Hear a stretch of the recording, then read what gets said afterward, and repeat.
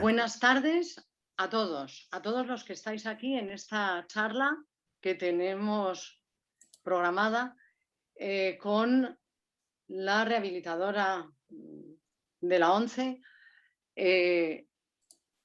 María Jesús Vicente Mosquete. Ella, bueno, ahora está jubilada, pero ha sido durante muchísimos años, bueno, no tantos porque no es tan mayor, rehabilitadora de la ONCE en la Dirección Territorial de Madrid. Y bueno, pues la verdad es que es una excelente rehabilitadora, yo lo sé por experiencia. Y nos va a hablar de la movilidad en exteriores, en la calle, para las personas que tienen una baja visión, ¿no? O baja visión o que no ven realmente, ¿no? Haremos una diferencia, haremos una distinción entre la gente que tiene baja visión y la gente que no ve, ¿no? Porque no es igual, no es igual. Yo ahora, por desgracia, me he dado cuenta de que la rehabilitación no es igual y sobre todo la manera de enfrentarse al entorno no es de la misma manera, no es igual. Y entonces, bueno, pues esto es como una conversación que vamos a tener, María Jesús y nosotros.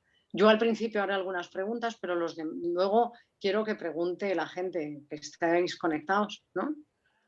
Entonces, bueno, pues la primera pregunta para abrir así boca, en principio, sería ¿cuál es la actitud con la que tú te encuentras como rehabilitadora cuando vas a iniciar un proceso de rehabilitación? Tanto en personas que ven como en personas que no ven, si hay una diferencia también entre una cosa y otra, ¿no? Bueno, pues en primer lugar daros a todos las gracias por escucharme en esta tarde tan calurosa, pero bueno, al menos estamos en casa metidos y llevamos mejor los rigores de los 30 y tantos grados que hacen aquí en Madrid por lo menos. Y bueno, qué decirte, Delfina, efectivamente son muchos años los que llevo trabajando como en rehabilitación y sí que es muy diferente.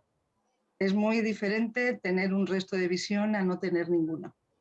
Y también es muy diferente tener un resto de visión y perderlo y nacer con sin resto de visión. Entonces, son tantas las casuísticas que es muy difícil diferenciarlo como tal, pero bueno, sí que me gustaría que fuese una conversación, tanto por las preguntas que tú me plantees como por las de todos los demás que veo que estáis aquí, que seguro que tenéis cosas que os interesaría conocer y que, bueno, en la medida de lo posible yo intentaré responderos, ¿no?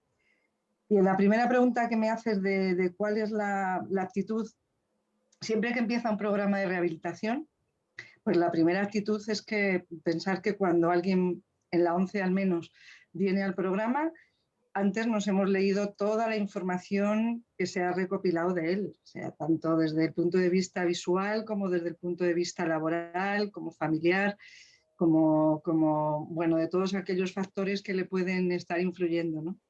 Entonces, la primera inquietud que tienes es, bueno, ¿cómo abordo yo una situación que en ese momento es tan difícil para la persona que está pidiendo rehabilitación?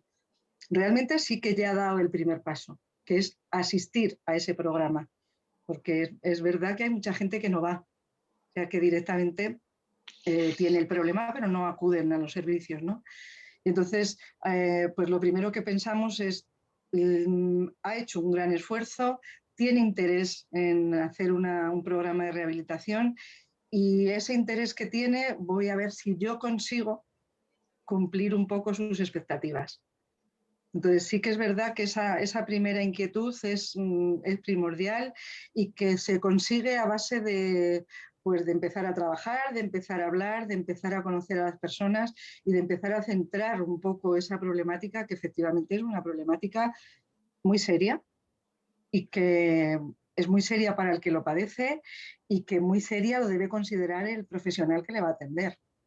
Aunque después, pues nuestro papel, entre comillas, pueda resultar el malo de la película, porque vamos a ponernos en una situación que vamos a forzar momentos complicados, que vamos a tener que tragarnos las penas y las dificultades que tiene nuestro alumno.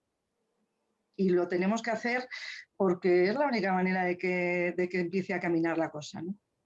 Así que sí, sí, realmente es una situación comprometida, pero a la vez es una situación que, como a lo largo del tiempo ya has vivido tantas experiencias y tantas situaciones, pues te das cuenta que al final va a ser algo que va a ir para adelante y que va a ser positivo y que vas a ver que el 95% de las personas que hacen el programa siempre van a tener una mejora del tipo que sea.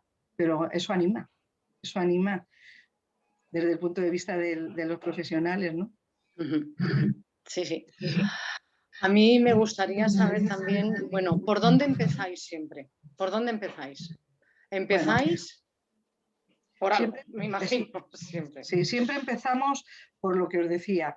A nosotros nos entra en una agenda de trabajo una persona que ha solicitado la rehabilitación y empezamos por conocer todos esos factores. Uno fundamental, desde luego, es el factor visual.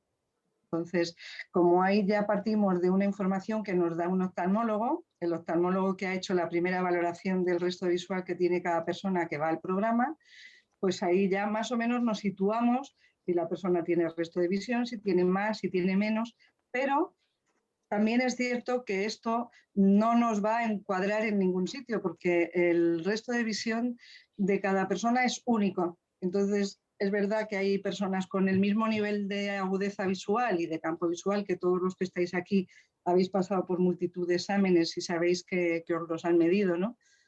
Pero no quiere decir que todos, porque tengan una agudeza visual o un campo de visión semejante, funcionen igual. O sea, va a depender de muchas características que rodean a las personas, ¿no? Entonces, empezamos por tener esa idea primera. ¿Cuánta visión tienen? Si tienen resto de visión, después de esa información oftalmológica, van a pasar por un examen de un optometrista y el optometrista va a dar inicialmente una serie de ayudas del tipo óptico, pues gafas con una nueva graduación, lupas y sobre todo nos va a dar un indicativo de por dónde se está moviendo en cuanto al número de aumentos que va a necesitar esa persona a la hora de poder volver a utilizar esa visión en su vida diaria, ¿no?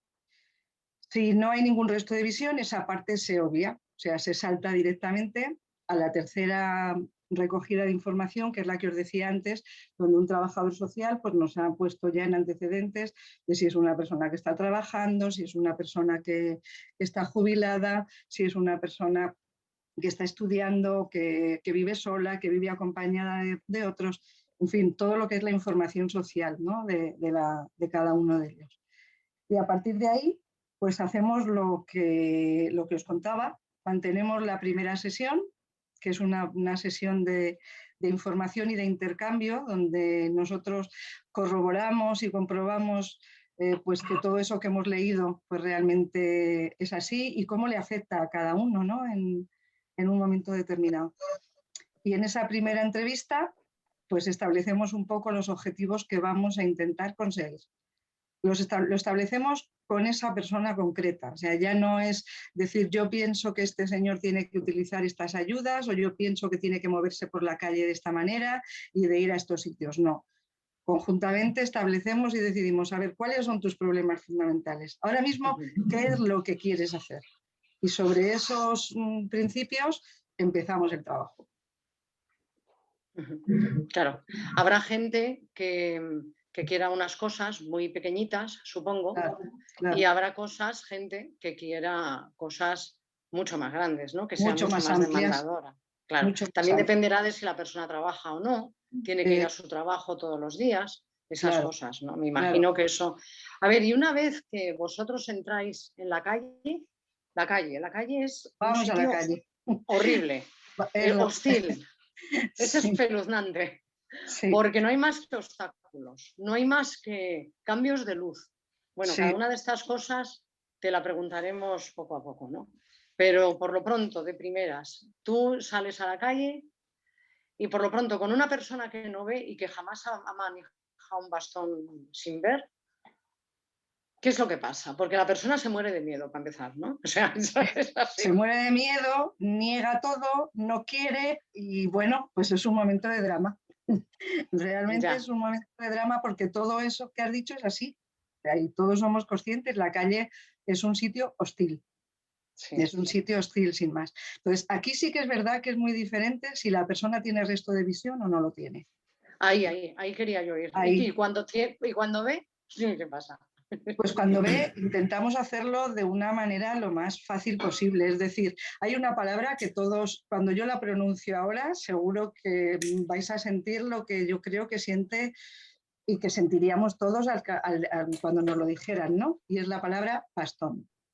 O sea, la Ah, palabra sí, bastón es una palabra tabú.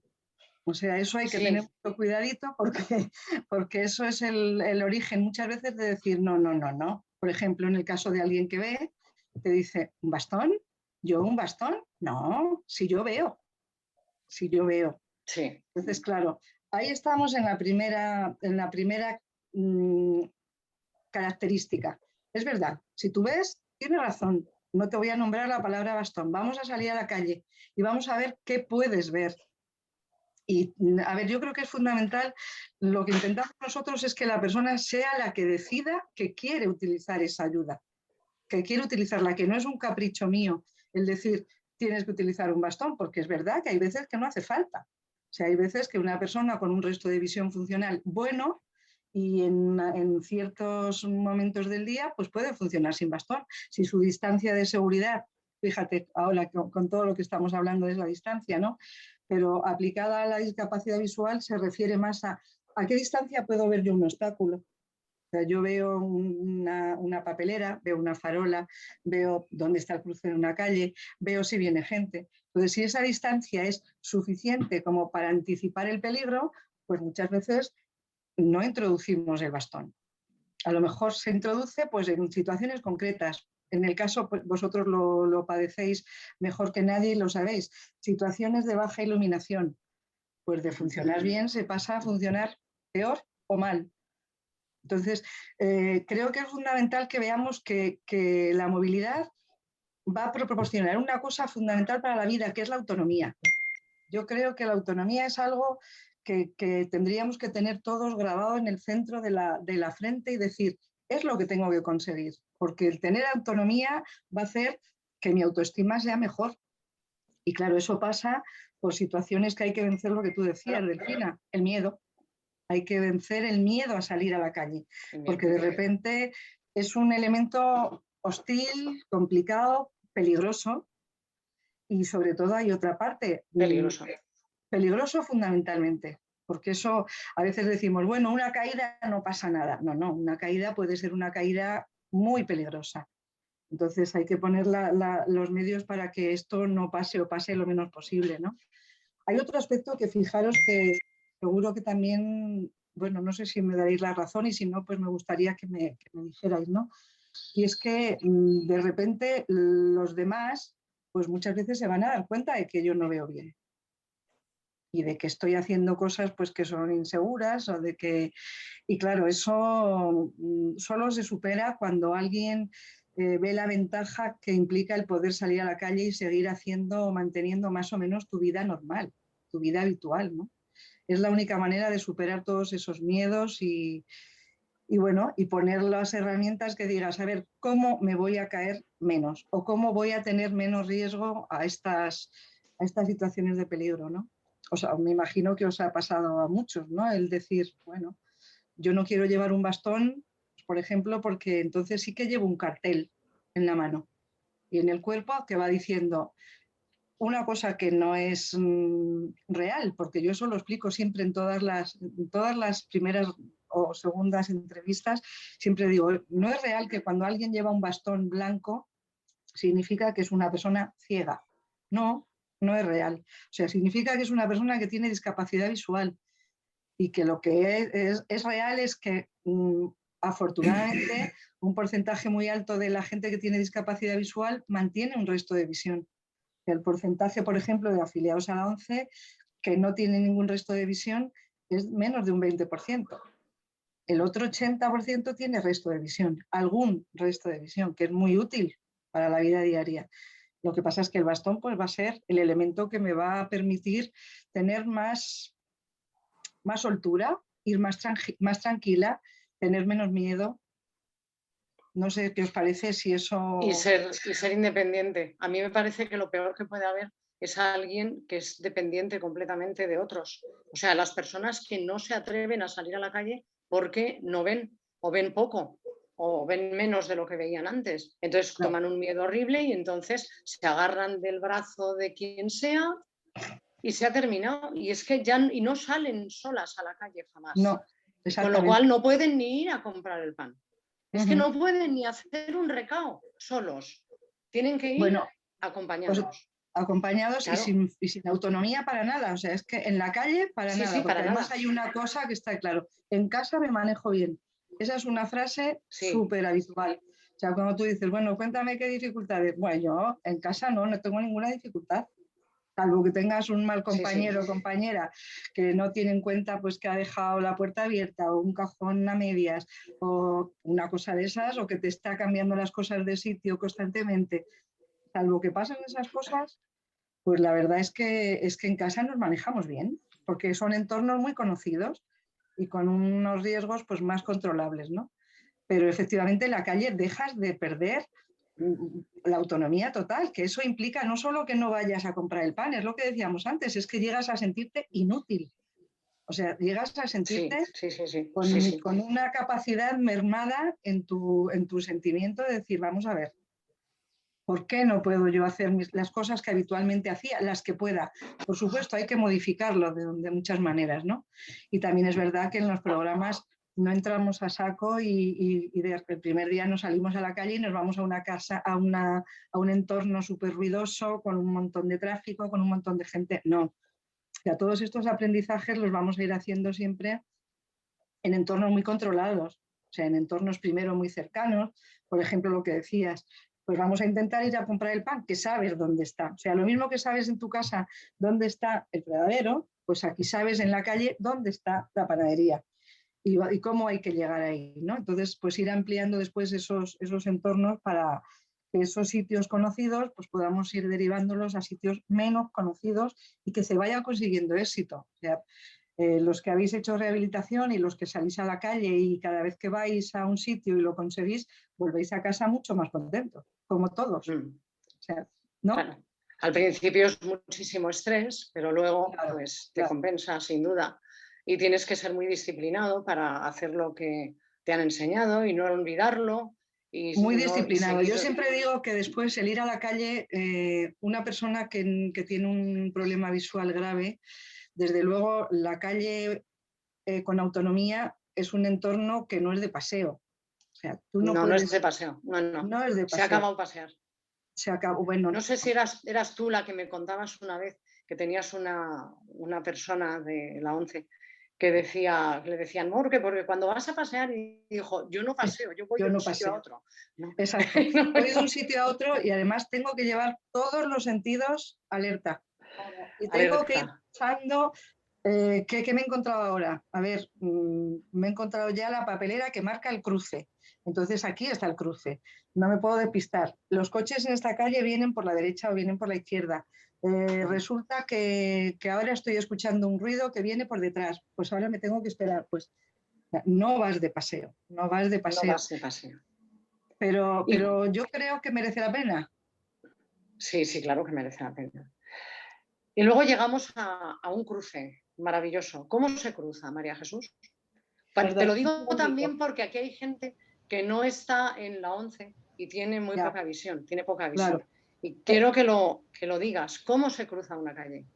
A Perdona un ver, momento, María Jesús. sí, Delfina, no sé lo que has hecho con la cámara, pero te has desplazado y no se te ve la cara. ¿no? Lo ¿No? digo por la Pues grabación. yo me veo toda entera. No, tú, María No Jesús, es sé, Delfina. ¿eh? Es Delfina la No, que no, no. soy yo, soy yo. Ah, es Delfina, sí. A Delfina, ver. muévete un poco hacia la derecha. Tú, muévete tú hacia la derecha, Delfina. Ah, yo Sí, tú. hacia la Ahí, derecha. ahí, Ahí, ¿no?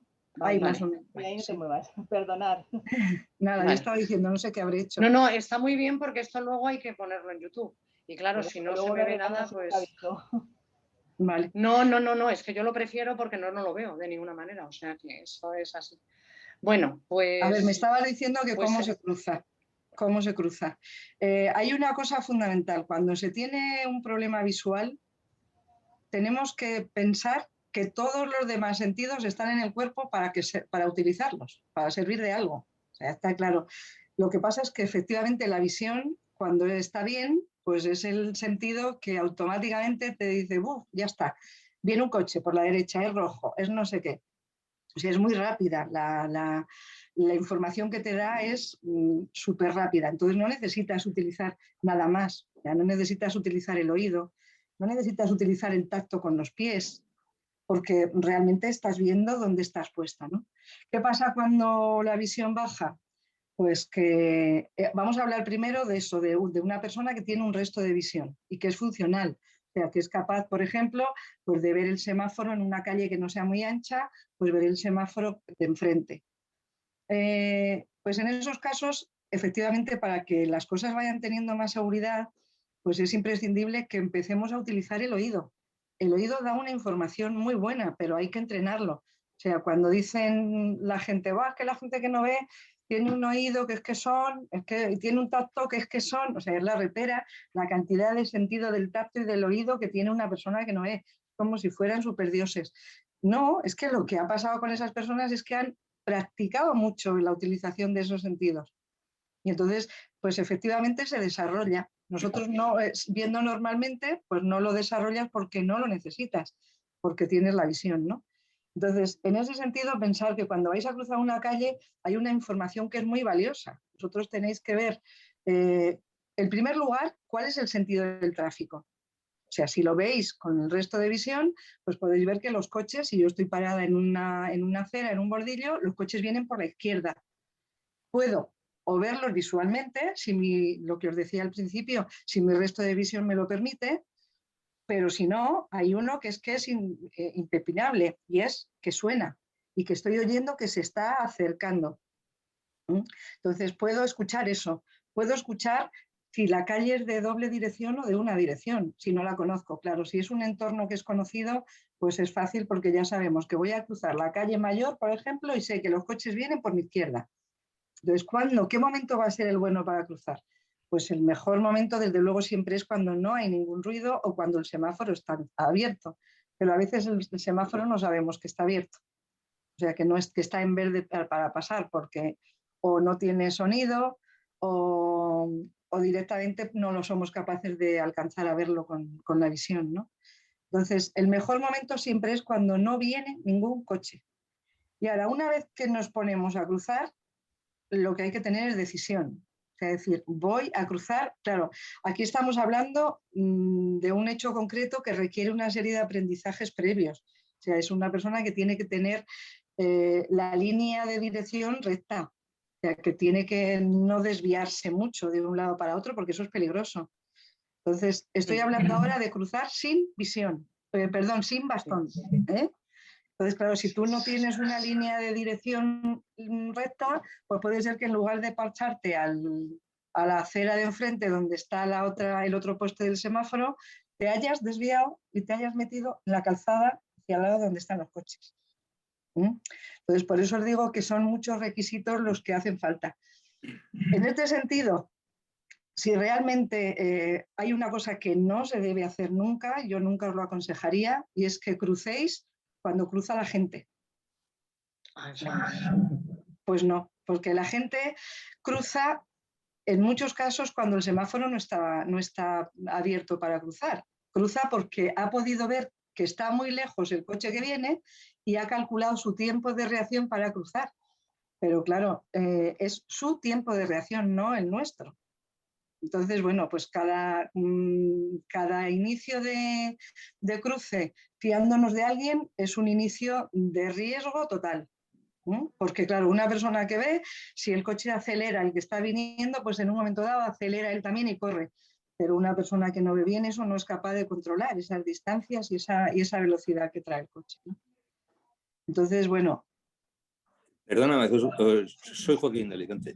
Sí. ¿Os habéis llegado a plantear cuando en un futuro no muy lejano sean los coches eléctricos?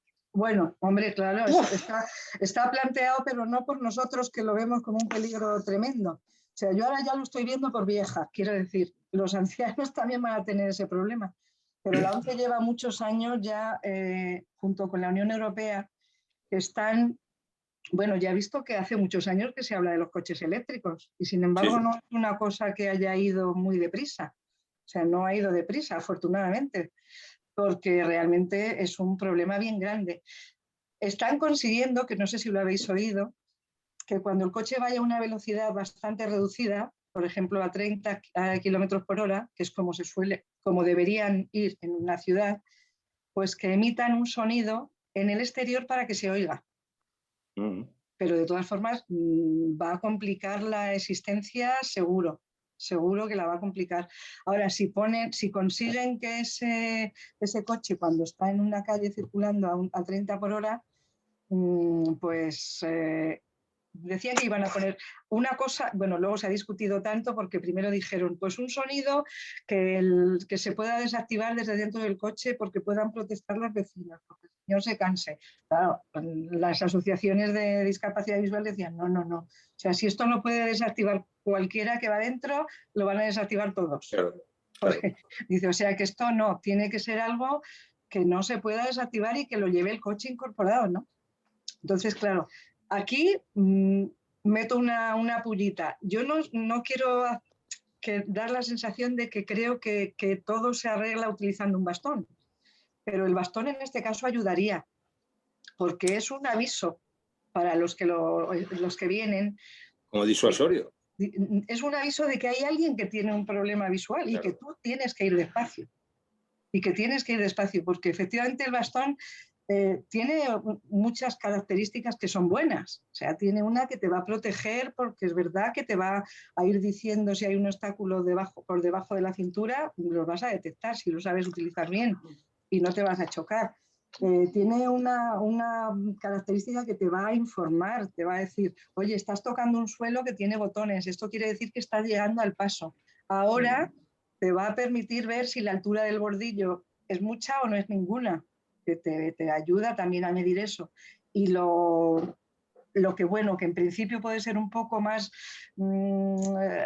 perjudicial al principio, es que les va a decir a los demás que ahí viene una persona que tiene un problema de visión. Claro. Delfina, te has vuelto a ir, perdona. ¿Delfina? Sí, ya lo sé. Es que... bueno, es que como decías que te avisáramos porque estamos viendo solo la librería y la ventana. Sí, ¿sabes lo que pasa? Que es que estaba aprovechando que, vale, que os estaba enfocando a vosotros el vídeo para hacer otra cosa. Estaba intentando enchufar el teléfono. Bueno, Joaquín, no lo he conseguido. Pero bueno, si te he conseguido decir un poco. Sí, perfectamente.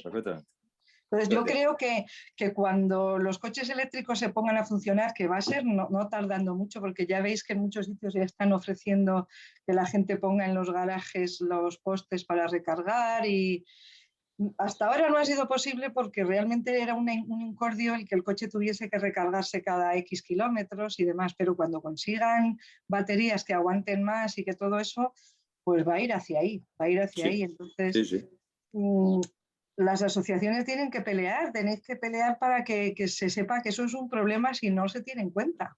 Y la ONCE tiene que pelear también. La ONCE están metidos en todos los grupos de la Unión Europea porque esto no es un problema de los españoles. No. Esto es como el maldito COVID. Pues esto es un problema mundial. O sea, que es que con más suerte o menos suerte habrá países que lo puedan resolver mejor y otros pues que seguirán teniendo las mismas dificultades, ¿no? Estaban hablando en Italia. Sí. Bueno, yo estuve en Italia hace un tiempo y había coches eléctricos que tenían un ruido, que les habían puesto un ruido. Les habían puesto como un ruidito. Una campana, ¿no? Sí, como un sonido. Sí, un sonido, porque claro, se han dado cuenta también de ahí del follón que es esto, ¿no? La Fundación Andrea Bocelli está muy metida en eso. Sí. Lo que pasa es que ese Entonces, ruido no sé si... también tiene que tener unos decibelios determinados, porque si no, a lo mejor en una calle con tráfico, con mucho lío de gente y con no sé qué, a lo mejor no se escucha. Claro. Entonces tienen que establecer unos decibelios que no molesten a los que oyen y viven en esa zona y que sirvan de ayuda para una persona que se tenga que orientar ahí. Y os decía también que la discapacidad visual es uno de los más afectados, pero las personas mayores también, ¿eh? Sí, Las sí, sí, personas mayores claro. también, porque los despistes son tremendos y entonces, pues bueno. Y ahora si éramos pocos, pues utilizamos el móvil caminando también. Sí. Entonces, Sí. vamos, que no se favorece la cosa, ¿no? Háblanos, María Jesús, un poquito de cómo se enfrenta uno a las escaleras. A las Porque escaleras. una de las cosas en las que más se cae uno es con las escaleras y con los bordillos, pero sobre todo con las escaleras. O sea, yo las escaleras las tengo terror. Y además tú Pero lo sabes, que les tengo cuando terror. vas con bastón o cuando vas sin bastón. Cuando yo les tenía Sí. miedo cuando iba sin bastón. Cuando ya veía menos, ya las tenía también miedo con bastón. Y ahora que no veo, las tengo miedo con bastón y de todas Y sin maneras. bastón, O sea, de todo. Claro, las escaleras es sí, un sitio de peligro que es un tobogán. Eso es un tobogán. Pero Sobre las todo el leyes de... bajarlas. Sobre todo el hombre, bajarlas. sobre todo claro. bajarlas, eso, De sí. hecho, fijaros, cuando empezamos a hacer rehabilitación siempre empezamos con escaleras de subida. Porque efectivamente Sí, claro. el golpe que te puedes dar es mínimo, es un tropezón de un escalón con otro, ¿no? Entonces hay que ir tomando confianza para después ya meterte en ese tobogán, ¿no? Viendo cuál es la dificultad que tiene una escalera, porque efectivamente la mayoría de ellas no cumplen las normativas de accesibilidad. Entonces no están marcadas, visualmente me refiero, no están construidas de tal manera que los escalones son iguales unos a otros, sino que uno es más ancho, otro más alto, otro más bajo. No tienen unos pasamanos, unas barandillas que digas, me puedo fiar al 100% de que esta barandilla me está diciendo cuándo se acaba el escalón y empieza un rellano, cuándo vuelve a subir o vuelve a bajar. Porque y eso está todo por normativa recogido, ¿eh? O sea, eso está contemplado que tiene que ser de una forma determinada, pero no lo es. O sea, en ese sentido yo sí animo a que la gente que tiene esas dificultades pues que proteste, o sea, cuando os encontréis una que realmente no está señalizada, que la escalera no está marcada, que los escalones son cada uno como le da la gana, que no tiene pasamanos, pues por lo menos decirlo. En algunas direcciones de zona de la 11 el pasamanos tampoco. También. Pues quejaros a la 11, que es lo que hay que hacer. Decirles que en casa del herrero no se puede tener cuchillo de palo. Entonces, es que es verdad, sí es cierto, porque luego hay una cosa, las normativas están y quienes las aplican, pues son unas personas que no les controla a nadie lo que están aplicando. Entonces, pues hacen lo que les parece. Y así es la cosa, ¿no? Y bueno, lo que os decía, que cómo tener menos miedo a las escaleras. Yo no sé si te acuerdas, Delfina, pero siempre quedábamos, si hay una escalera, tú sabes que hay una escalera, busca el pasamanos. Ah, y claro, después sí. busca el pasamanos y sujeta a él, ¿no? Y después, claro, si no se lleva bastón, que es lo que se hace normalmente, estirar el pie, Claro. ¿no? Estirar el pie hasta que llegas al borde. Y después ahí, pues encomendarte a todos los santos y decir, pues que no me falle. No, es que es verdad, sí, porque a veces das un paso más alto que otro y te has caído. Te has caído, el equilibrio es muy, salvo que sean unas escaleras que las conoces perfectamente y que sabes que el escalón de lo que es donde ponemos el pie, de la huella, es igual de alto que el trocito que está de frente y que todos son iguales, pues es que te puedes encontrar que unos son más cortos, unos más anchos, unos más altos, otros más bajos. Pues eso, ¿cómo lo controlas sin un bastón? Cosa que, como los que utilizáis bastón sabéis perfectamente, con el bastón controlas perfectamente esa altura. Y es más, cuando tú estás bajando el escalón, el bastón va a ir por delante de ti 1 o 2. Entonces te va a decir cuándo se acaban, cuándo tú vas a parar. En fin, te ofrecen mucha más seguridad que hacerlo sin él. Si están marcados y tienen la línea, pues bueno, dentro de eso seguramente o con un resto de visión que podéis tener muchos de los que estáis aquí, pues a lo mejor sí es suficiente. Pero es que no nos podemos fiar de eso. No nos podemos fiar porque muchos no lo tienen. Así que no sé qué os parece. ¿Qué dificultades tenéis vosotros? Yo soy Marta de la Torre, María Jesús. ¿Sí? Yo con las escaleras estáticas con bastón y ahora con el perro, desde luego no tengo ningún problema. para mí es mucho más complicado las escaleras mecánicas, sobre todo Sí, cuando Bueno, esa es otra historia. ya era para nota, vamos. Las mecánicas, decir, sí. vale, arranco. ¿Y las mecánicas por qué? ¿Por qué tienen más dificultad? Porque tienes más miedo. Porque me da más miedo el pisar el escalón entre medias y que, claro, pierda el equilibrio y me venza para adelante. En la escalera mecánica siempre lo mismo que os decía antes de las manuales, hay que sujetarse en el pasamanos. Ya. Pero todos deberíamos hacerlo porque una escalera mecánica en un momento dado se puede parar. Y el parar significa que te vas para adelante con mucha facilidad, ¿no? Pero realmente el miedo suele ser, la gente que maneja las escaleras mecánicas las maneja con más facilidad, porque la escalera mecánica sí que tiene un pasamanos que te dice todo.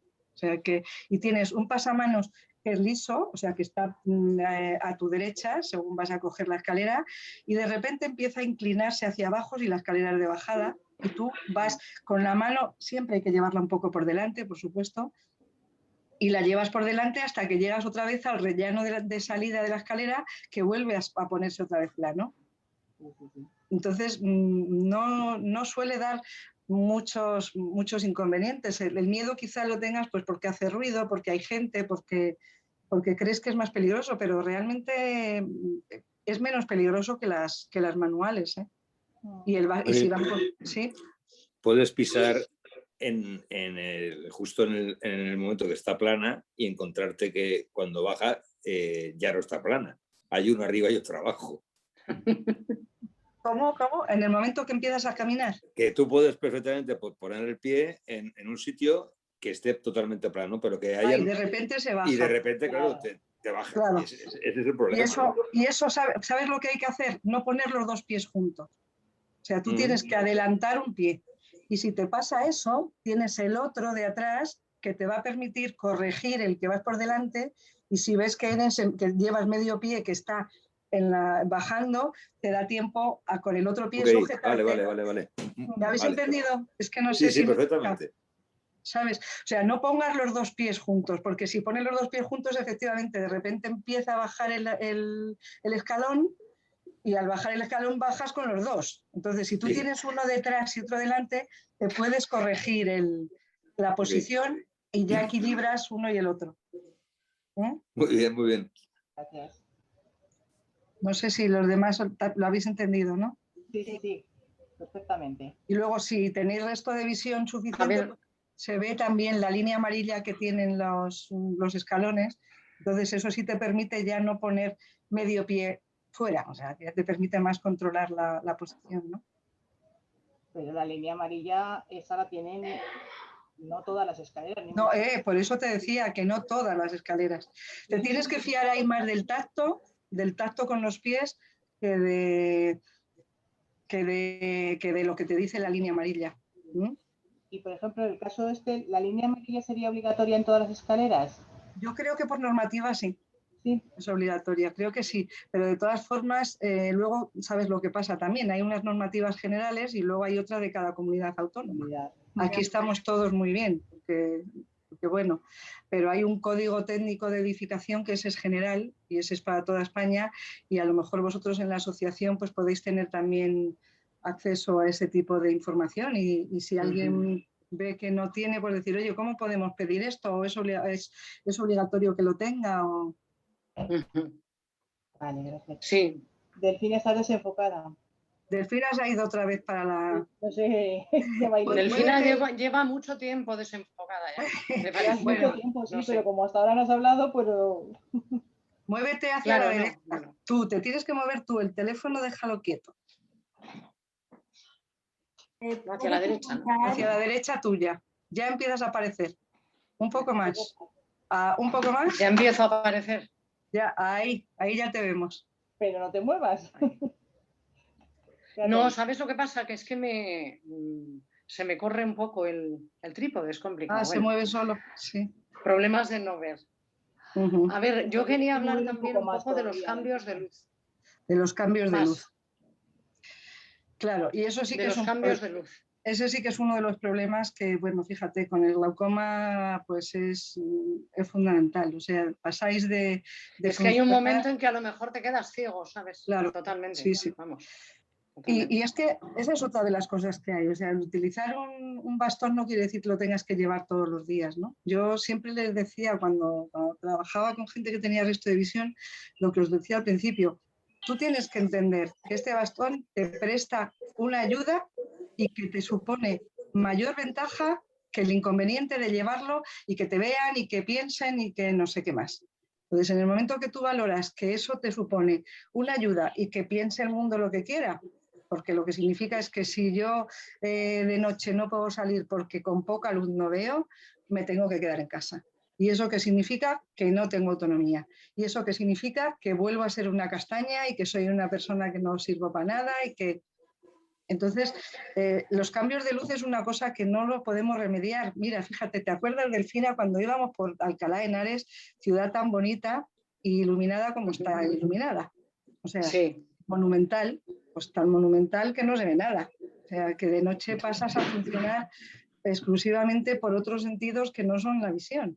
Entonces, es que yo sí que os animo a que utilicéis todos los sentidos lo más posible y que en el caso de los cambios de luz, que es los espacios conocidos en una situación de una baja iluminación pasan a ser espacios desconocidos agresivos. Eso es. Y agresivos, o sea, y peligrosos. Entonces, claro, ¿cómo se soluciona? Pues hay mucha gente que a veces dice, bueno, me pongo una linterna. Hay gente que no se la pone porque es lo mismo que decimos. Primero, porque tienes que ir apuntando casi a la parte de los pies, poco más. Y vas como pisando y sin saber si estoy pisando bien. Yo no lo veo muy funcional, llevar una luz así, porque no te ilumina todo lo que tú tienes que ver, ¿eh? Veo que es más funcional el utilizar otras técnicas como pueda ser Claro, el que lleva un perro no hay ningún problema, pero el que lleva un bastón pues es una gran ayuda en una situación de baja iluminación, ¿no? Y cuando Lo que sales... pasa es que es tan rápido que no reaccionas, no puedes reaccionar bien. No a lo mejor de reaccionas. repente te va dando el sol y de repente tienes sombra, o al revés, de repente vas Bueno, con una claro. sombra y de repente te sale un sol ahí que te deja Claro. muerto. Pues aquí sí que os comento una cosa, porque eso sí es importante. Eso sí que es que es verdad, o sea, pasar de ir por un camino que hay sol y ves, y de repente te metes en uno que es una sombra y dejas de ver. ¿Qué es lo único que se puede hacer aquí? Y yo creo que los que, por ejemplo, tú, Delfina, lo sabes, cuando tenías el resto de visión, tenías unos filtros. Sí, y los filtros claro. hay que probarlos en esas condiciones. O sea, un filtro es bueno. Mira, yo veo que Ignasi se pone unos en este momento, ¿no? Y efectivamente, y la visera también. Perfecto. Pues ya si quieres nos Va vamos a con la todo calle. el kit. Ya si Va quieres nos con el vamos a kit. la calle. Pues que un filtro tiene que proporcionarte, primero, que te evite el deslumbramiento, pero segundo y lo más importante es que no te quite visión y que sobre todo no te la quite cuando pasas de una situación de sol a una de sombra, porque un filtro que no esté adecuado a esa situación hace que tú veas cuando hay sol y que dejes de ver cuando no lo hay. Entonces, cuando os compréis unas gafas de sol, pues que no os digan en la óptica, oye, mira, este es muy bueno, que tiene el nivel 3, la categoría 3 y el no sé qué. No, lo tengo que probar. Y lo tengo que probar en estas condiciones porque realmente no siempre valen. O sea, no, hay algunos que te quitan totalmente la visión. Otras veces, pues, ¿qué se hace? Pues lo típico esto de quitar y poner. O sea, que pasas, mira, ¿ves? Ignasi está con uno que se lo va poniendo, se lo levanta y se lo baja y se lo sube en función me imagino, de que estés en un sitio con más sol o con menos sol. ¿Es así? No sé si va a hablar. A mí es lo que más me funciona. Claro. Sobre todo cuando voy por caminos de montaña y así, cuando entro en el bosque, pues me levanto las gafas y cuando salgo al sol me lo bajo. Te lo bajas. Yo lo que quería preguntarte es, yo es que soy nuevo con esto, llevo 4 meses que se me han operado los 2 ojos y me tengo que hacer gafas nuevas. Entonces, ahora llevo progresivas. Supongo que eso no es bueno. O sea, lo suyo sería llevar gafas de cerca y de lejos, supongo, ¿no? Bueno, ¿el campo cómo lo tienes? ¿Muy reducido? Claro, el campo visual lateral sí que lo tengo mal, pero arriba y abajo lo tengo bien. Frontal Ya. también. Ya. ¿Sabes lo que pasa? Que las gafas progresivas con un campo reducido es verdad que te pueden molestar a la hora de caminar. Claro, ¿sabes? los pies los veo como... Tengo que agachar mucho la cabeza. Claro, tienes que girar mucho la cabeza. Yo en esos casos sí que creo que es mejor que te hagan unas de lejos y luego tengas la típica de cerca para leer en... Salvo que, mira, yo a veces cuando las personas que iban necesitaban un progresivo, lo necesitaban a lo mejor porque trabajaban, y entonces es muy incómodo pues estar viendo que entra Cambiando alguien por no constantemente. sé dónde y ahora me quito las gafas de lejos y me pongo las de cerca para ver el no sé qué del teclado. Entonces, en esos casos, pues siempre decíamos, bueno, póntelas en sitios que estás quieto. O sea, donde estás parado, pues claro, un progresivo te viene bien. Pero para caminar, tú piensas que tenéis que buscar siempre las condiciones que menos dificultad añadan a lo que tienes ya de por sí, ¿no? Y entonces, realmente, pues el llevar unas gafas de lejos y otras para cuando te paras y quieres leer o estás en casa tranquilo, es más cómodo. Más cómodo. Primero, el recorrido que tiene la gafa progresiva es más pequeño. Más pequeño. El recorrido, sí, me refiero al campo de visión que te permite. Entonces, si tú te pones a leer con un progresivo, te van a caber menos letras de golpe que si lo haces con uno que sea monofocal y que sea todo el campo para leer, ¿no? De acuerdo. Entonces, muchas gracias. Nada. ¿Tú cómo ves cuando sabes dónde vas, el contar los pasos? Pues es que tienes que tener una memoria de caballo. No, pero cuando sabes dónde vas. En Lo digo algunas porque cosas yo lo hago concretas, ¿no? mucho eso, ¿no? Sí, Yo lo sé haces. que, bueno, cuando voy a sacar al perro, a veces por la noche, yo sé que de la puerta de casa a donde voy, pues hay 50, 60 pasos. Entonces, a veces he estado pensando en otra cosa y ojo, pues ya no me acuerdo de los pasos que he dado, ¿no? Entonces vuelvo al sitio donde Y estaba. vuelve para atrás. Exactamente. Y ya cuento los 50 y, oye, me lleva a la puerta de casa. Claro que sí. Si el problema que hay es que te despistes, Sí, claro, y claro. te pases y tengas que repetir el camino 2 veces, ¿no? Pero bueno, sí, hombre, contar los pasos en cosas concretas, sí, está claro, pero para todo Bueno, en la sabes dónde vida, vas, evidentemente, claro. claro, no Sabes puede que... ser porque eso es, quiero decir que, a ver, hay una cosa que se llama, y lo habéis notado vosotros, se llama memoria muscular. Entonces, en recorridos que son muy habituales, tú sabes más o menos que si das 3 pasos llegas al fregadero. Si das 5, llegas en tu casa, lo tienes. ¿Por qué? Porque tus músculos, los músculos del cuerpo, ya saben que ese recorrido te corresponde con una cosa concreta. O sea, lo mismo que yo en los cursos que dábamos siempre a personas que veían, siempre les decía, vosotros pensar que en nuestras casas, incluso con la luz apagada, yo puedo tener en la mesilla 5 cosas y con la luz apagada, si sé dónde tengo esas 5 cosas, voy a ir a coger cada una de ellas y no las voy a tirar. ¿Por qué? Porque el cuerpo tiene esa memoria muscular. Yo sé que he puesto el primero el despertador, detrás del despertador está el vaso con no sé qué, al otro lado, entonces esa memoria muscular te sirve también para la calle. Entonces, claro, efectivamente, si tú no tienes otra referencia, porque de noche no puedes tener otra referencia, pues el contar los pasos para salir y sacar al perro y decir, tengo que llegar hasta la acera enfrente o no sé qué, pues bien, pero realmente no es la solución de movilidad para todas las ocasiones. Que imagínate que tuviésemos que ir, que te tuvieses que aprender todos los pasos que hay para ir a la panadería, para ir al súper, para ir a la asociación, para ir a... Es imposible. Sería un buen ejercicio mental, ¿eh? Eso sí, eso sí, eso sí. Practica, porque lo mismo sobreviene, el Alzheimer no te llega. No, está claro, está claro. Pero si puedes, yo te recomendaría que utilices otros recursos, o sea, que te busques otras referencias, o sea, pensar que cuando se ve poco nos movemos y viendo menos, y Delfina os lo puede corroborar ahora, necesitas referencias concretas que no son visuales. Entonces, claro, bueno. No, sí, evidentemente, si voy a hacer un recorrido más largo o cuando iba, ¿no? a la parada de autobús, ahora últimamente no voy. Vas con el bastón, evidentemente. Claro. Pero esos paseos cortos, esas caminatas cortas de salir a sacar al perro o ir a coger algo del coche que está a 30 pasos de la acera de tu casa, Pues eso sí Ya. que lo hago mucho. Sí, no, pero también porque tú tienes resto de visión, Joaquín, ¿no? No, que va, yo veo No, luz no, solo. nada. Ah, no. Yo veo luz ¿no? solo. Bueno, pues cierto riesgo corres, ¿eh? Porque ¿sabes lo que pasa? En una de esas, un día, pues en esos pasos que tú controlas y que sabes que está ahí cerca, pues han puesto un no sé qué, una Sí, valla, claro. un carrito de no sé cuántos. Claro. Pues cierto riesgo sí que corres. Y desgraciadamente, a veces en los entornos más conocidos es donde se producen más accidentes. ¿Por qué? Porque vamos Te confiados. relajas más, claro. Es que vas, a lo que decíamos al principio que decía Delfina, no vamos paseando, o sea, No. vamos pendientes de lo que te vas a encontrar.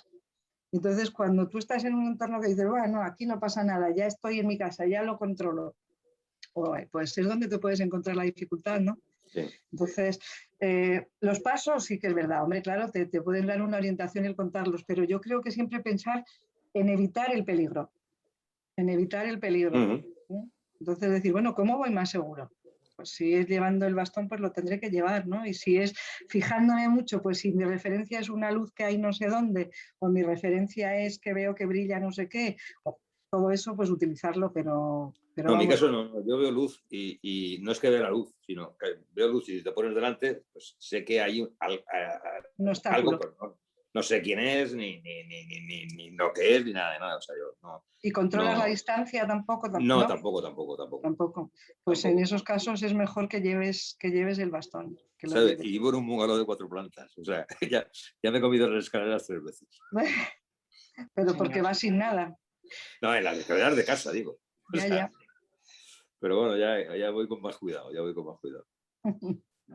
Muy bien. Una pregunta. Sí. A ver. Soy Edurne.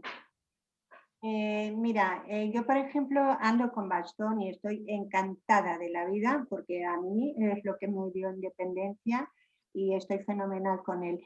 Pero tengo un problema con dos cosas. Una, las persianas bajas de las plantas bajas que se abren hacia afuera, entonces no las detecto hasta que me doy contra ellas, digamos. Y otra, los volardos. ¿Los? Volardos. Hay los volardos. A poder. Hay los volardos. Porque es que aquí hay de diferentes maneras, los hay redonditos bajos, largos estrechos, gordos anchos. Entonces, cuando te vienen, sobre todo por la noche, al caer la tarde, yo no los detecto. Entonces ya es cuando lo tengo encima y si no lo he detectado con mi bastón, lo detecto con el pie. Claro. O comiéndomelo directamente. Con el golpe. Sí. Claro. Y siempre va al mismo sitio. Sí, realmente es muy difícil. Yo creo que en esos casos, además, como la variedad de volardos es tal, que es que unos son, de hecho tienen nombres, ¿eh? No sé si a veces tienen nombres, me refiero que a unos le llaman rompetobillos, a otros romperodillas, a otros, dependiendo de la altura, van poniendo el nombre. A otros de la capaciegos. ¿Eh? A otros capaciegos. Capaciegos, sí. Capaciegos. Bueno, tú le llamas así, pero lo llaman, yo siempre le he oído, bueno, con el nombre de los productos de las gallinas. Ya. Vale. Y bueno, pero efectivamente en esos casos la única solución es que, a ver, el bastón tiene un recorrido en el arco que si abarca el ancho de tu cuerpo, pues efectivamente te va a permitir detectarlo si vas a una velocidad lenta. Claro. O sea, eso es, Edurne, lo fundamental. O sea, cuando se haga de noche tienes que reducir el ritmo. Ya, entonces, es decir, voy a ir más despacio y voy a asegurarme de que estoy haciendo el arco. Si el arco lo estás haciendo del ancho de tu cuerpo, el volardo te lo vas a encontrar y lo vas arrastrando, sin levantar el bastón, arrastrándolo, porque va a chocar con el volardo. Y ahí te va a permitir pues, buscar el sitio a la derecha o a la izquierda para pasar sin darte. Pero hay que pararse. Hay que ir despacio y cuando llegas al volardo, buscar el hueco para salir por un sitio o por otro. Vale, me lo anoto, tomo nota, pero justo se te junta por la noche que tienes ya prisa por llegar a casa, que lo que quieres es ir más rápido. Claro. Es eso, hay que hacer un poco de juego mental y decir, pues vísteme despacio que tengo prisa. Exactamente, sí, no, que no es fácil, que yo lo entiendo porque es lo que tú dices, ya estás cansado, quieres llegar, pero es que la única forma de llegar mejor es decir, bueno, pues en este tramo que sé, además si es por un entorno que es conocido y ya sabes que te lo vas a encontrar, decir, bueno, pues vete despacio para localizarlo. Sí. Y una vez que lo localizas para intentar evitarlo, ¿no? Ok, gracias. Y las persianas, supongo que nada. Las persianas es que no sé a qué te refieres con las persianas, no lo entiendo. ¿Qué quieres decir? Aquí hay en Palma de Mallorca, las plantas bajas tienen unas persianas de madera. Que se A ver, abren más hacia la preguntitas, que calle. queda todavía tiempo. Espera, que me está comentando una cosa Edurne, Delfina. Que hay unas persianas de madera que sobresalen. Que se abren hacia la calle. En vez de Sí. abrirse hacia dentro de la casa, se abren hacia afuera, hacia la Sí. calle.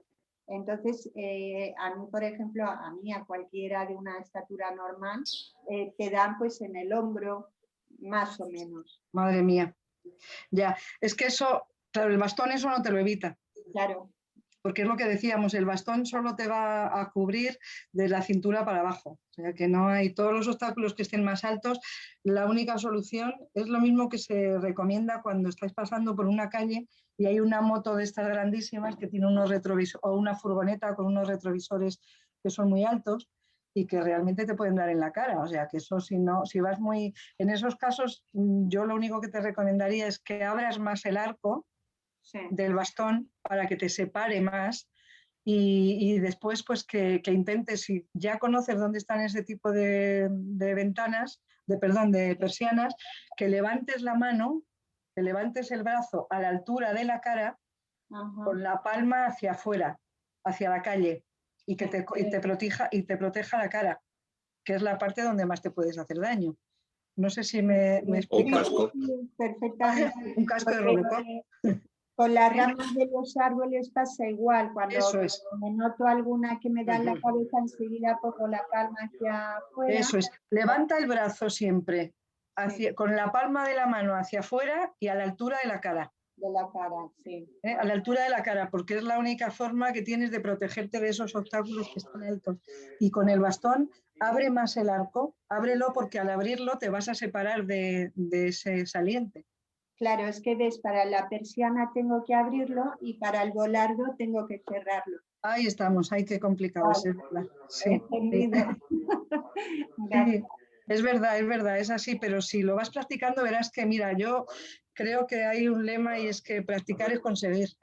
Sí, y cuando lo haces muchas veces termina haciéndose de una forma automática. Y bueno, y te puede ayudar, espero.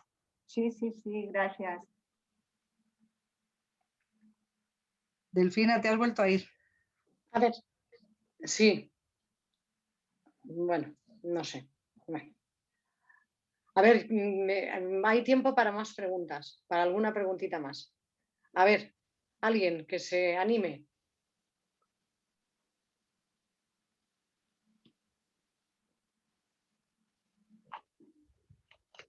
Delfina. Que se anime alguien, venga. Bonitas butacas, Delfina, pero a ti no se te ve. Preciosas, ¿verdad? Pero a mí no me veis. O sea, bueno, pues. A ti no. Bueno, pues poneos a hablar otro. Y así hacéis preguntas, venga. No, quizá, Delfina, tú también puedes ayudar un poco en el sentido que hablabas al principio, cómo tuviste que cambiar las estrategias en la calle de pasar de tener un resto de visión que era bastante funcional a no tenerlo, ¿no? Sobre todo lo más significativo. Bueno, eso fue tremendo porque en mi caso, ¿se me ve? ¿Ahora se me ve? Gírate un poco más hacia la derecha. ¿Yo? Sí. ¿Así? Ahí ya empiezas, no, todavía no del todo. O siéntate en la butaca. Ahí, perfecta. Ahí. No. Ahí estás perfecta, Ahí. Estás en medio justo. Bueno, pues yo lo único que puedo decir es que para mí fue tremendo. Fue tremendo porque fue además un accidente. Yo iba con mi bastón, me distraje había unas obras que no estaban señalizadas y entonces me di 2 golpes. Con el primero no me pasó nada en el ojo, pero con el segundo sí. Entonces, bueno, las gafas se me metieron por debajo del ojo y se me abrió como un melón. Tuve un estallido ocular. Y era el ojo con el que yo más o menos veía, ¿no? Entonces, para mí fue horrible porque, sobre todo al principio, pues es que estás perdido, estás totalmente perdido, ¿no? Pero luego, poco a poco, pues bueno, con la ayuda de Nieves, la otra rehabilitadora que me tocó en ese momento, pues bueno, fui trabajando y sí, ciertamente cambié muchísimas estrategias, muchísimas. Porque aunque yo ya hacía muchas cosas sin ver, sin mirar, iba con el bastón y yo me fiaba muchísimo del bastón. El problema fue una distracción muy grande, pero si yo hubiera manejado el bastón me habría parado en seco. Pero ahora lo manejo muchísimo más, claro. Ahora ya el bastón para mí es imprescindible, absolutamente. Entonces he tenido que manejarme con el tacto, con la sensación. Bueno, esto si hay alguna persona ciega que nos está oyendo aquí, pues lo podrá corroborar, ¿no? La sensación de oírlo y de sentirlo todo, ¿no? Tu cuerpo es tiene como un halo que está por alrededor y que lo siente y lo nota todo, absolutamente, ¿no? Yo soy especialista en pasar terrazas de bares. O sea, es una cosa, porque en Alcalá han puesto muchísimas terrazas ahora y no se puede andar por ninguna parte, ¿no? Entonces, cuando voy sobre todo por la calle Mayor, es una cosa tremenda, es como una gincana, ¿no? Es como una gincana aquello. Y llega un momento en que se me ha dado relativamente bien. O sea, pero claro, he cambiado todo. Ahora con los semáforos, pues si no son sonoros, tengo que pedir ayuda. Esa es otra cosa que te quería yo preguntarme, Jesús. El tema de pedir ayuda. El tema de pedir ayuda. Esto es fundamental. Yo creo que pedir ayuda es básico. Y a la gente nos da al principio mucho miedo, no nos da a todos al principio mucho respeto, ¿no? Nos da como vergüenza. Pero pedir ayuda es muy importante, ¿no? Más que miedo es lo que hablábamos al principio, eso es vergüenza. O sea, es pensar que le estoy diciendo a alguien, ¿verdad? Claro, le estoy diciendo a alguien que no veo bien, o sea, que necesito claro. Que me diga si... Pero claro, esto forma parte de lo que estábamos diciendo antes, de la necesidad y de lo que te compense en tu autoestima la autonomía. O sea, si todos en algún momento de la vida pedimos ayuda. Yo no sé hacer de todo aunque vea, y la mayoría de la gente no sabemos hacer de todo aunque veamos. Entonces lo que pasa es que creemos que el ver mal pues es una cosa que es denigrante, que es...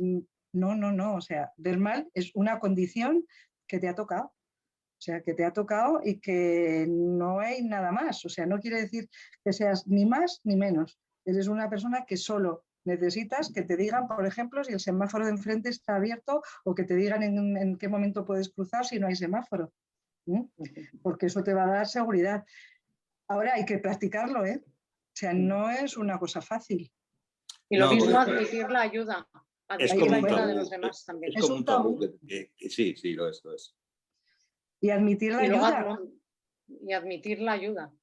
Es un poco, Delfina, como en otras charlas hemos hablado, es un poco como salir del armario, ¿no? Sí. Esto todo totalmente. Es que te vea el otro lo que tú necesitas, pero ya ves tú, o sea, quiero decir, yo en esos casos siempre digo, bueno, pues ponte en el lugar contrario, o sea, ponte que es el otro el que te dice a ti, ¿me puedes decir, por favor, cuándo está el semáforo para pasar? Claro, ¿Qué pensarías?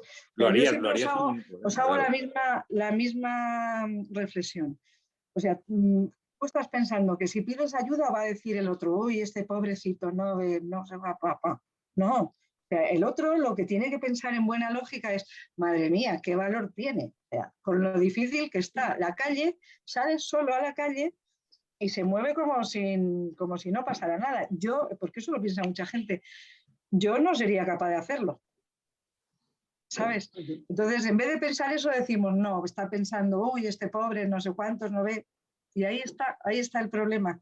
La palabra pobre y pobrecito pues que hay que desterrarla de nuestro vocabulario. Sí, hay que quitarlo porque realmente nosotros no lo pensaríamos. Si hay alguien que ¿Cuántas veces no te dice una señora mayor, ay, no sé qué, me dejas que me agarre, que voy a hacer no sé cuánto?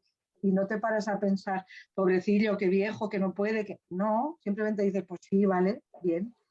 Sí, es una buena reflexión. Es una buena reflexión. Pensar que el otro no está pensando que tú eres un pobrecito. Lo que está pensando es qué valor tiene. O sea, si yo no viese bien, yo creo que no saldría a la calle, porque eso lo pensamos todos. Yo solo digo, bueno, el mérito desde luego es tremendo y os lo digo después de 35 años trabajando, siempre he pensado que los méritos los tiene la gente que consigue hacer eso. O sea, no es la rehabilitación, no es la ONCE, no es el no sé qué, no, es cada una de las personas que son capaces de hacer lo que hacen. Yo es que eso lo pienso, es un mérito que es para quitarse el sombrero, es decir, pues sí, es así. Y sin embargo tendemos a pensar todo lo contrario, ¿no? Tendemos a pensar que nos minusvaloran, que nos ponen... A ver, también hay otra cosa, hay gente para todo. Y hay gente que es agradable y que la ayuda que te presta está bien, y hay otros que no lo son tanto. Entonces, también para eso hay que estar preparado, para una mala contestación, porque también las hay a veces. O sea, un borde, pues ya ves, o sea, cómo no, ¿no? Pero buenas tardes, María. Soy Reyes de Córdoba y al hilo de lo que estáis diciendo, yo creo que tenemos ese tabú, esa angustia, porque tenemos un duelo. Cuando terminamos nuestro duelo, ya creo que nos tiene que dar igual lo que piense el otro. O sea, no tenemos ni que pensar, ¿estará pensando pobrecito o no pobrecito? Yo tengo que pensar solamente que yo tengo que pedir ayuda y necesito una respuesta. Si no me la da el primero, me la dará el segundo. Y hay que hacer como un amigo mío de Ecuador que dice que hay que ser sin vergüenza.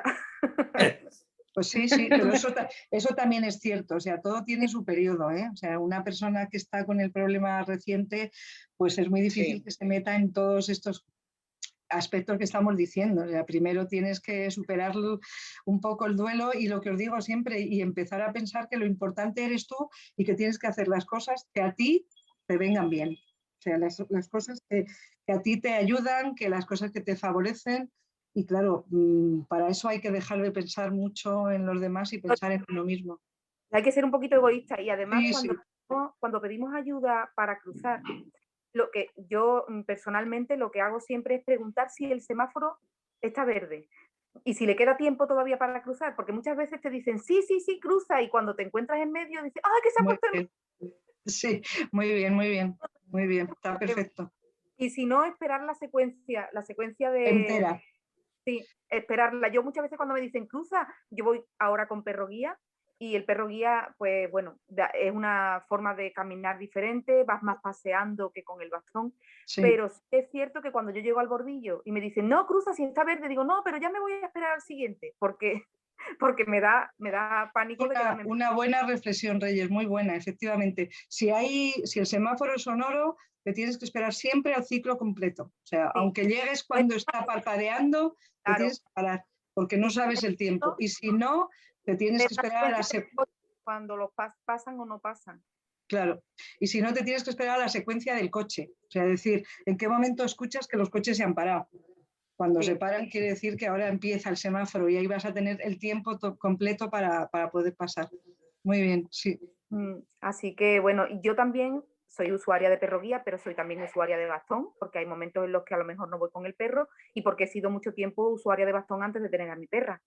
Y ya, también llegamos a un momento en el que aunque tengamos que ir pendientes de las cosas, yo os aseguro, sobre todo a las personas que están empezando ahora con el bastón o que llevan poco tiempo, que llega un momento en el que sí paseamos. Aunque tengamos que ir pendientes, aunque tengamos que ir, pero a veces también vamos pensando un poco en nuestras cosas, pero ya como que ponemos el automático con el bastón, porque sabemos que tenemos que adelantar hacia la derecha y entonces adelantar el pie izquierdo y hacer la secuencia, y eso es como un cronómetro, no, ¿cómo se llama esto de la música? Sí, el de este que hace el metrónomo. Un metrónomo. Ponemos el automático y ya vamos pensando también en otras cosas y podemos hacerlo. Lo que yo no le recomiendo a nadie es que con el bastón ni con el perro guía, vaya hablando con el móvil, porque eso es una...